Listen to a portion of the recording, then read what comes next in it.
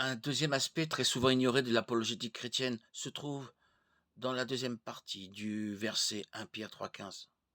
Avec douceur et respect, respectez dans votre cœur la sainteté de Dieu, le Seigneur. Soyez toujours prêts à défendre l'espérance qui est en vous, avec douceur et respect.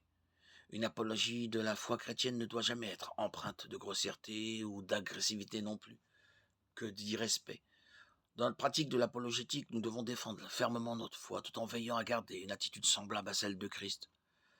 Si nous gagnons un débat, mais éloignons encore davantage une personne de Christ par notre attitude, nous sommes passés à côté du vrai but de l'apologétique chrétienne. Il y a deux méthodes principales d'apologétique chrétienne. La première, connue sous le nom d'apologétique classique, consiste à apporter les preuves du message chrétien. La deuxième, connue sous le nom d'apologétique présuppositionnaliste, consiste à combattre les présuppositions, préjugés, suppositions, cachées derrière les positions antichrétiennes. Il y a beaucoup de débats entre les partisans de ces deux méthodes d'apologétique quant à savoir laquelle est la plus efficace.